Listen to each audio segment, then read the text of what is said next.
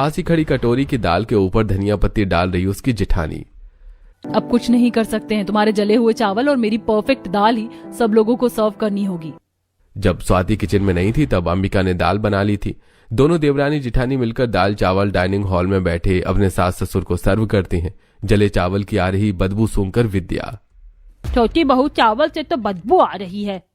अरे खाना बनाते वक्त तुम दूसरा काम क्यों करती हो बहू? छोटी बहू अपनी लापरवाही की वजह से हर बार हमें जला खाना खिलाती हूँ, ना सिर्फ जला बल्कि बदबूदार भी। आखिर कब तक तुम अपनी जेठानी के परफेक्ट खाने की तरह हमें स्वादिष्ट खाना बनाकर खिलाओगी? कटोरी दाल दिखाकर विद्या, ये देखो ऐसा होता है परफेक्ट खाना और उसकी खुशबू। स्वाति खामोश खड़ी अपने सास ससुर की बातें सुनती रहती है। तभी, आप चिंता मत करिए माँ जी, मैं जब तक हूँ तब तक आप सभी को परफेक्ट खाना खिलाती रहूंगी। अभी तो हम ये बदबूदार खाना नहीं खा सकते हैं बहू, बस इतनी सी बात, आप थोड़ा इंतजार करिए, मैं अभी आई। इतना बोलकर अंबिका किचन में जाती है और फ्रिज के ऊपर रखी कुक बुक और स्टॉप वॉच उठाकर कुक बुक खोलकर और स्टॉप वॉच देखकर, आज बनेगा पनीर टिक्का मसाला और मसाला पाव भाजी, वो भी परफेक्ट। अंबिका कुक बुक में लिखी रेसिपी के हिसाब से ही ऑटोमेटिक गैस चूल्हे में टेम्परेचर सेट करके मसालों और इंग्रेडिएंट्स का परफेक्ट बैलेंस कर पनीर टिक्का मसाला और मसाला पाव भाजी बनाती है, जिसकी खुशबू से पूरा घर महक उठता है। न सिर्फ घर बल्कि मोहल्ला भी। अंबिका अपना बनाया परफेक्ट खाना डाइनिंग रूम में बैठे अपने सास ससुर को सर्व करती है। खाने की खुशबू सुनकर विद्या जी स्वाति से, छोटी बहू इसे बोलते हैं खाना। अरे तुम्हारी जेठानी ने आज भी पहले की तरह ही परफेक्ट खुशबूदार खाना बनाया है, लेकिन तुम्हें न जाने क्या हो गया है। शुरू में तो तुमने अच्छा खाना बनाकर हमारा दिल जीता और अब ऐसा लगता है कि तुम खाना ही ना बनाओ तो अच्छा है। स्वाति अपने सास ससुर की बातें सुनकर, न जाने आजकल क्या हो गया है, मुझे तो शक होने लगा है कि मैं अब खाना बना भी पाऊंगी या नहीं। बालचंद्र जी खाना खा ही रहे होते हैं कि तभी उनका फोन बजता है। फोन रिसीव करके, हाँ बिल्कुल स्वागत है तुम सभी का।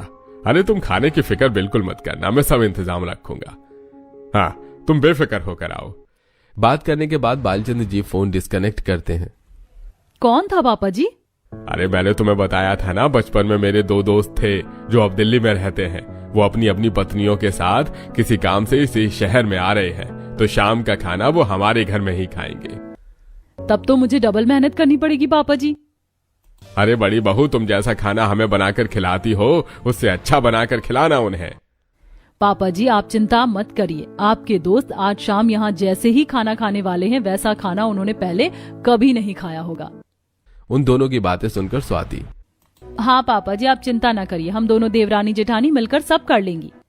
अपनी छोटी बहू की बात सुनकर विंध्या जी, बहू मैं तुम्हें अंतिम चेतावनी दे रही हूँ, अगर आज खाना जल गया ना तो मैं तुम्हें घर से निकाल दूंगी। या तो तुम घर से निकलना या तो अच्छा खाना बनाना। मम्मी जी आप चिंता मत करिए, आज खाना नहीं जलेगा, ये मेरा आपसे वादा है। अपने सास ससुर को खाना खिलाकर और खुद भी खाना खाकर दोनों देवरानी जेठानी झूठे बर्तन किचन के सिंक में साफ करके अपने अपने कमरे में जाकर थोड़ी देर आराम करने के बाद शाम 4 बजते ही किचन में आकर स्वाति पालक पनीर पापड़ी चाट और रोटी बनाने की तैयारी करती है और उसकी जेठानी अपनी कुक बुक देखकर मटन दम बिरयानी बनाना शुरू करती है। बड़े से पतीले में परफेक्ट मसाले और इंग्रेडिएंट्स डालकर अंबिका बर्तन को बड़ी थाली से ढककर, अभी इसे धीमी आंच में पकने दो, पूरे 2 घंटे लगेंगे, तब तक मैं थोड़ा आराम कर लेती हूँ। स्वाति की तरफ देखकर अंबिका, देवरानी जी तुम बिरयानी में कोई छेड़खानी मत करना, जैसे पक रही है वैसे ही पकने देना। ठीक है जेठानी जी। इतना बोलकर अंबिका किचन से अपने रूम में चली जाती है, लेकिन जाने से पहले वो गैस धीमी करना भूल जाती है। 1 घंटा बीत जाने पर स्वाति बड़े से पतीले में पालक पनीर पकने को रख देती है। कुछ देर में बालचंद्र जी की दोनों दोस्त कमलेश और पंकज अपनी अपनी पत्नी उषा और जानकी के साथ घर पहुंच जाते हैं। बालचंद्र जी और विद्या जी उन सभी के साथ हॉल में बैठे बातें कर रहे थे। अरे घर ढूंढने में कोई परेशानी तो नहीं हुई? अरे कोई परेशानी नहीं हुई यार, गूगल मैप ने सब आसान कर दिया है। बातें करते करते 1 घंटा बीत जाता है। हॉल में जली हुई मटन बिरयानी की बदबू फैलती है। बदबू से परेशान होकर, अरे भैया जली हुई बिरयानी की बदबू कहाँ से आ रही है? छोटी बहू मैंने तुझे समझाया था लेकिन तू नहीं समझी, आज तो तेरी खैर नहीं। अरे शायद पड़ोसियों के खाना जल गया होगा। अरे ओ, मैं समझा था कि तेरी बहुओं ने खाना जला दिया। तेरी बहुओं को कितनी देर और लगेगी खाना बनाने में? बहुत भूख लगी है यार। अरे बस थोड़ा सा सब्र और कर ले, दोनों बहुएं खाना लेकर आती ही होंगी। जली बिरयानी की बदबू अंबिका के कमरे तक भी जाती है, जिसे सूंघकर वो भागी भागी किचन में पहुंचती है और देखती है कि पतीले से निकलता हुआ बदबूदार धुआं। ये क्या, ये तो बहुत बड़ी गड़बड़ हो गई। अब मैं क्या करूं? हॉल में पापा जी और उनके दोस्त मेरे परफेक्ट खाने का इंतजार कर रहे हैं। जली हुई बिरयानी से मेरी बेइज्जती हो जाएगी। अब देवरानी जी ही मुझे बचा सकती हैं। देवरानी जी, मेरा एक काम करोगी? बताइए जेठानी जी। मेरे कमरे में जाकर मेरी लिपस्टिक ला दो। जेठानी जी, किचन में आपको लिपस्टिक क्यों चाहिए? अपने होठ दिखाकर। देखो ना, मेरी लिपस्टिक खराब हो गई और खाना भी लगभग तैयार ही है। मैं ऐसे सब लोगों के सामने जाकर खाना सर्व करूंगी तो अच्छा थोड़ी ना लगेगा। ठीक है, मैं जाती हूँ। स्वाति जैसी किचन से बाहर जाती है, अंबिका अपनी बनाई बिरयानी को पहले दूसरे बर्तन में पलटती है, फिर स्वाति के बनाए पालक पनीर को अपने पतीले में और बिरयानी को पालक पनीर वाले पतीले में पलटकर उसे ढककर जैसे का तैसा रख देती है। जब तक स्वाति लिपस्टिक लेकर आती है तब तक अंबिका पालक पनीर लेकर डाइनिंग हॉल में पहुंच चुकी थी। ये जेठानी जी भी ना लिपस्टिक मंगवाई और बिना लगाई ही डाइनिंग हॉल में सबके सामने चली गई। अब स्वाति भी अपना बनाया खाना लेकर डाइनिंग हॉल में जाती है। उसके पहुंचने से पहले उसकी जेठानी अंबिका ने पालक पनीर सबको सर्व कर दिया था। जैसे ही स्वाति पतीले से ढक्कन हटाती है, मटन बिरयानी की जली हुई बदबू से सब लोग नाक पर हाथ रख लेते हैं। अरे ये क्या बालचंद, खाना तेरी छोटी बहू से जलाया और इल्जाम तू पड़ोसी पर लगा रहा था। हमारी भी बहुएं हैं, उनसे भी कई बार गलती होती है, लेकिन हम उनकी गलती ऐसे छुपाते नहीं हैं, बल्कि बताते हैं ताकि वो अपनी गलतियां सुधार सके। चाचा जी, मेरी देवरानी जी थोड़ी सी नादान है, हमेशा खाना जला देती हैं। आप ये पालक पनीर खाइए ना, मैंने एकदम परफेक्ट बनाई है। तभी पालक पनीर की खुशबू सूंघकर उषा, पालक पनीर की खुशबू सूंघकर जले हुए खाने की बदबू से राहत मिली। अब सभी लोग पालक पनीर खाते हैं। ये पालक पनीर तो बहुत टेस्टी बना है। ऐसा पालक पनीर बहुत ही कम खाने को मिलता है। पालक पनीर आपको पसंद है, ये जानकर मुझे खुशी हुई। ये पालक पनीर तो मैंने बनाया था, तो जेठानी जी इसे अपना क्यों बता रही हैं? लगता है तुम्हें भूलने की बीमारी हो गई है। देवरानी जी, तुम्हें याद नहीं है क्या, मैं पालक पनीर बना रही थी और तुम बिरयानी। पतीला दिखाकर, देखो ये बर्तन भी वही है जिसमें मैंने पालक पनीर बनाया था। बर्तन तो आपका है, लेकिन पालक पनीर तो बना हुआ मेरा है। अभी तुम दोनों चुप रहो। सभी खाना खाने के बाद, बालचंद, तुम्हारी जो छोटी बहू है ना, उसे समझाओ, खाना भी अच्छा नहीं बनाती और झूठ भी बोलती है। बड़ी बहू, तुम्हारे हाथ का बना पालक पनीर बहुत टेस्टी था। ऐसे ही खाना बनाती रहना और कुछ अपनी देवरानी को भी सिखा देना। अरे बालचंद, अब हम चलते हैं, हमारी ट्रेन का टाइम हो रहा है। हाँ ठीक है दोस्तों, लेकिन आते रहना। हाँ हाँ बिल्कुल। इतना बोलकर वो सभी वहां से दिल्ली जाने के लिए निकल जाते हैं। उन चारों के जाने के बाद नीतीश और विक्की भी ऑफिस से घर आ चुके थे। तभी अपना गुस्सा दबाए बैठे विद्या जी फट पड़ती है।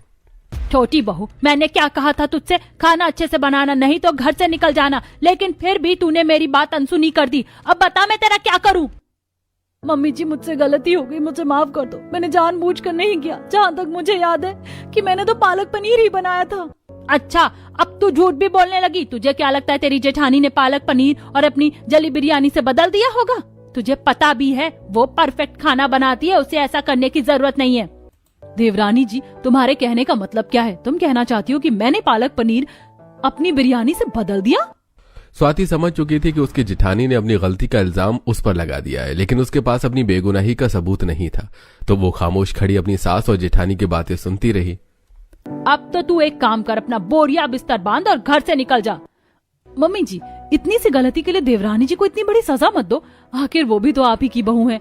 वो अच्छा खाना नहीं बना पाती तो क्या हुआ? देखा, जिस जेठानी पर तू इल्जाम लगा रही, वही जेठानी तेरे सपोर्ट में खड़ी है। बहुत देर से उन तीनों की बातें खामोशी से सुनने के बाद बालचंद्र जी, अरे ये क्या तमाशा लगा रखा है तुम तीनों ने? छोटी बहू, तुम अपने कमरे में जाओ। अपने ससुर के कहने पर स्वाति अपने कमरे में जाकर बेड पर लेटकर सोचने लगती है।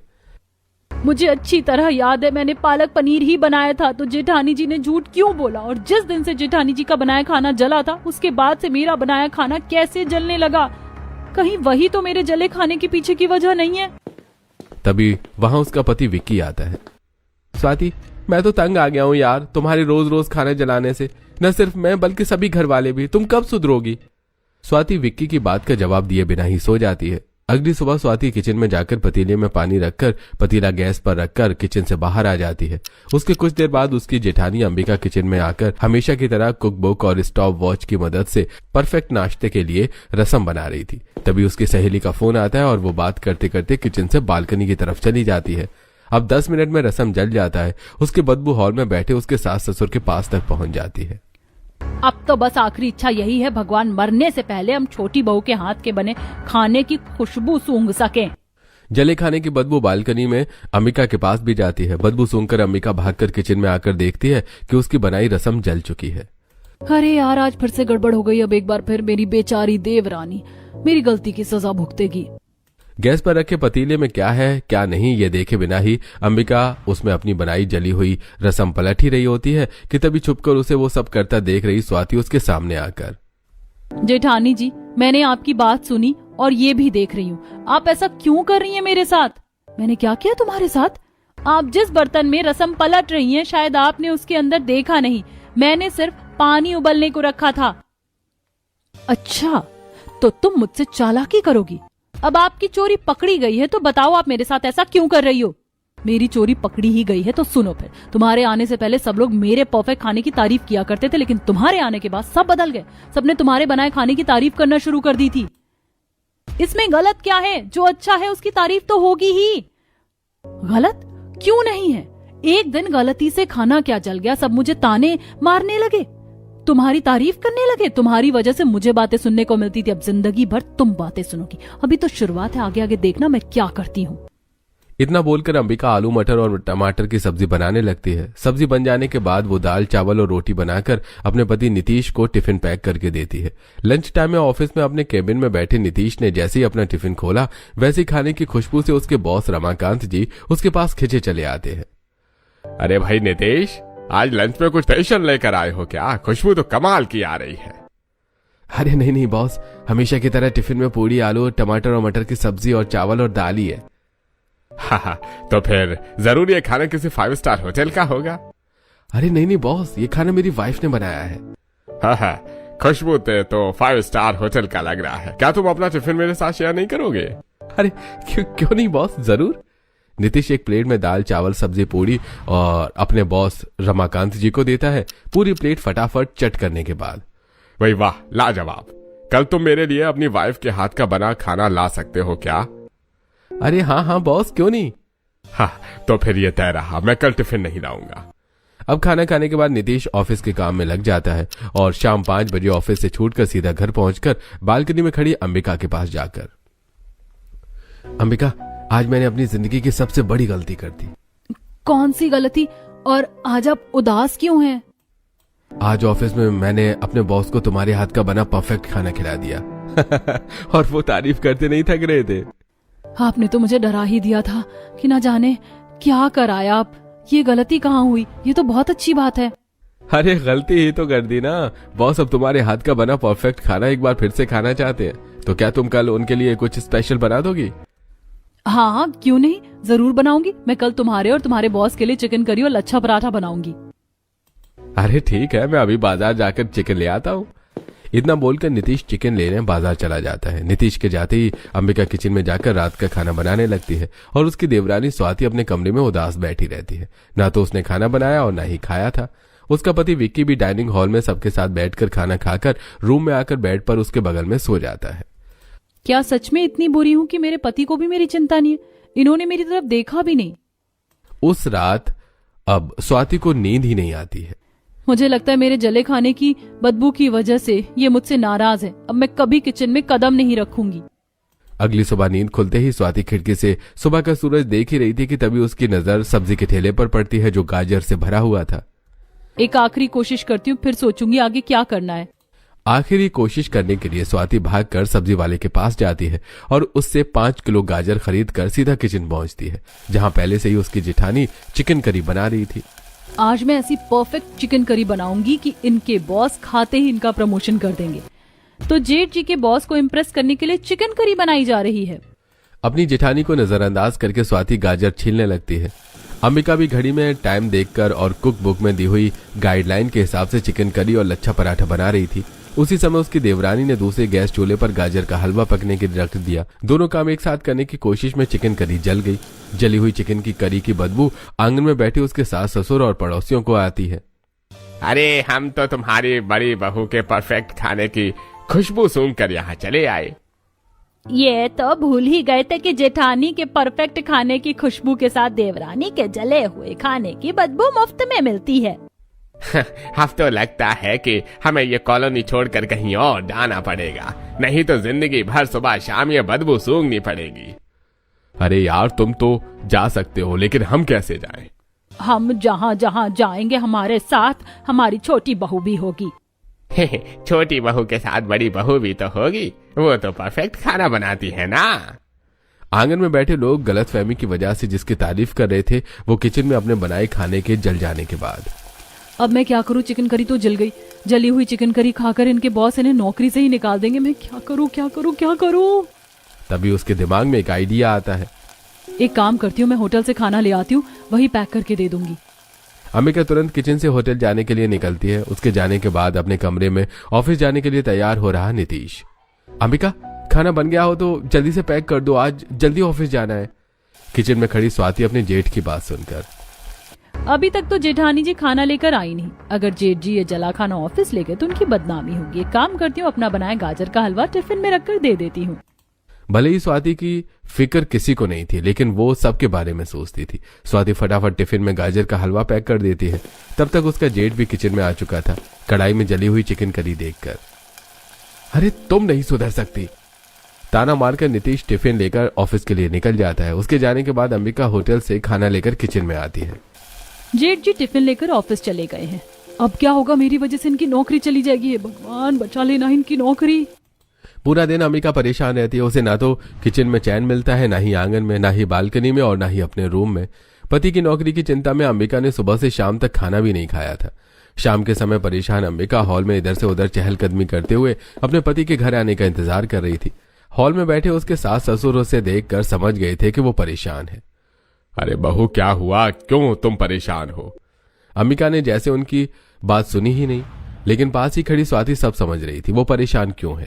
कुछ ही देर में नीतीश और विक्की एक साथ ऑफिस से घर आते हैं। नीतीश जैसे ही हॉल में पहुंचता है उसके पास जाकर अंबिका, मुझे माफ कर दो, मुझसे गलती हो गई। आज के बाद ऐसा नहीं होगा, मैं ध्यान रखूंगी। मैं हमेशा की तरह परफेक्ट खाना बनाऊंगी।